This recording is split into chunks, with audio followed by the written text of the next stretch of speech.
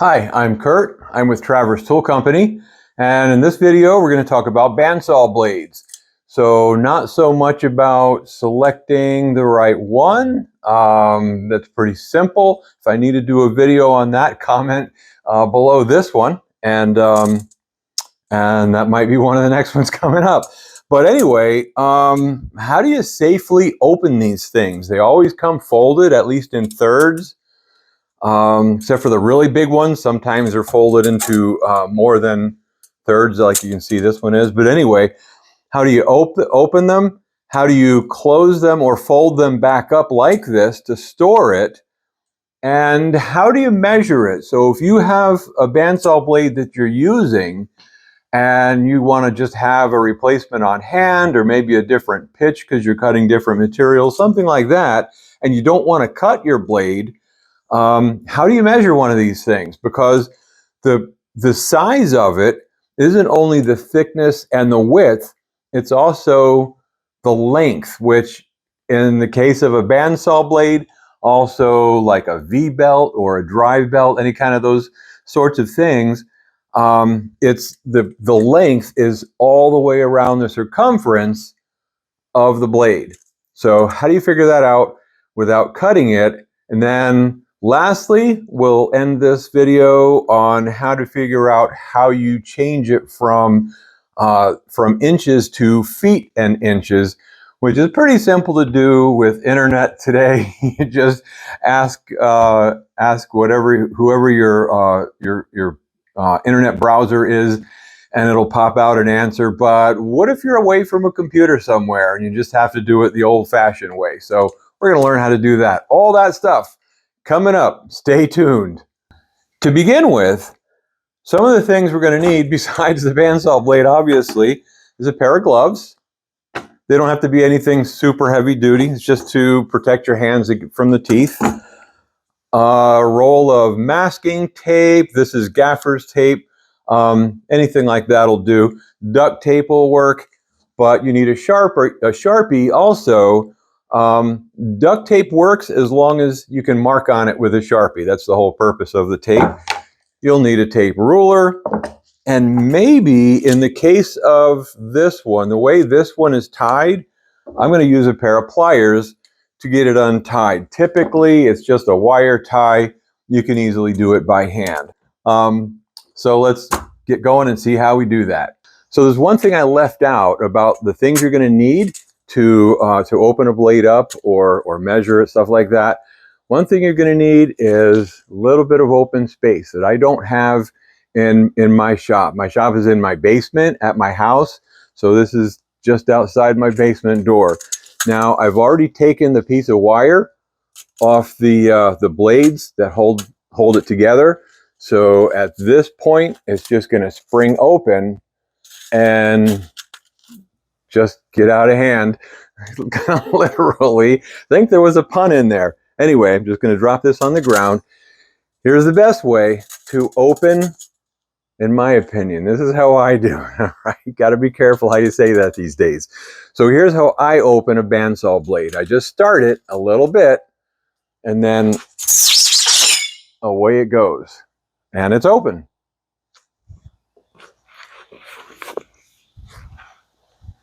All right, so, and I like doing that over grass or some kind of a soft surface, carpets if you want to do it in your living room. But I don't want to do it on concrete, which is another reason I'm doing it outside, not in my shop. I just have concrete floors. Because if it lands with the blades down, I don't know, it might dull them a little bit. Probably not, but I'm just safer doing it in the backyard. So it's open, wide open. You can see it here. And what if I have a spare blade and I want to fold it up? I want to take a blade off the bandsaw because I'm putting a different pitch blade on, something like that. So to fold it up nice and neat, here's how you do that. So you just take one hand and reverse it so that both your palms are facing the same direction, whether it's left or right, doesn't matter. And then what you're going to do is just twist in opposite directions. All right, doing it nice and slow. I'll step in closer to the camera. And then when they come together, just grab, a tooth got my glove. Just grab the blades, and there you go. All right, I'm going to do that one more time real quick.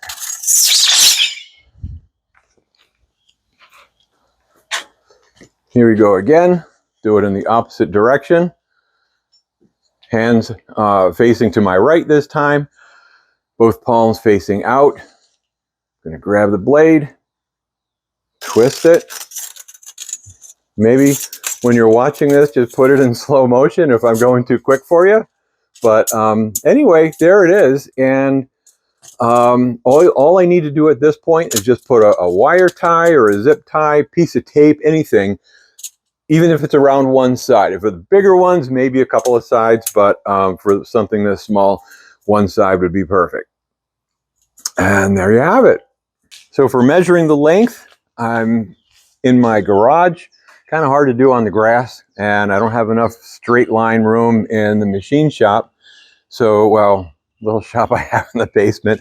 So I'm going to do it in my garage. This is not an extremely large blade, so I don't need a whole lot of room. So here's how we do it. So I have my Sharpie. I have a couple of pieces of tape here, and I'm just going to mark a line on the tape. And you kind of don't really need to do that. You can mark it right on the floor if you don't care, which I don't. It's a garage, but I'm doing it on tape in case you have nice floors and you don't want to write all over them. All right, so here's the tape. I'm going to take the mark, and I'm just going to stick them here just for now. Won't need the tape ruler just yet, so I'll leave that on the floor. And let's see how this works.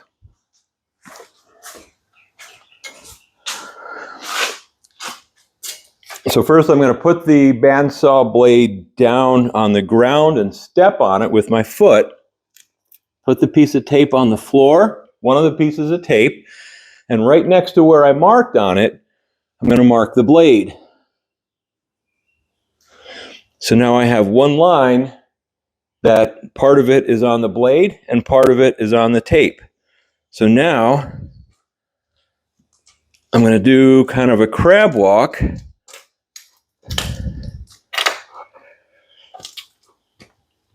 And just keep going. Don't let the blade slip or it's going to give you the wrong measurement. And now where I marked on the blade is on the floor again. Now I'm going to take that second piece of tape that I have that little mark on, and put it down there so that the marks line up.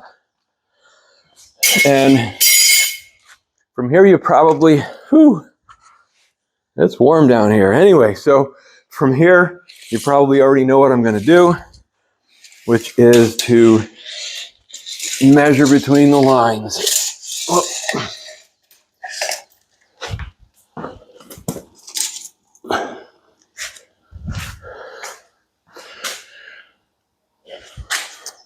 This is a 93-inch belt, right on the money. So pretty easy way to measure it, and pretty accurate too. And I never cut the blade. On the particular tape roller that I was using, I could see on it that when I measured, what did I get, 93 inches? I could see right on the tape roller that that was the same as 7 feet 9 inches. So, so the translation there is 93 inches equals 7 feet 9 inches. Well, what if you don't have this type of a tape roller? What if you don't have a tape roller at all and you're just getting the inch measurement, maybe from the owner's manual, from your machine, or someplace else where it doesn't give it to you in feet and inches?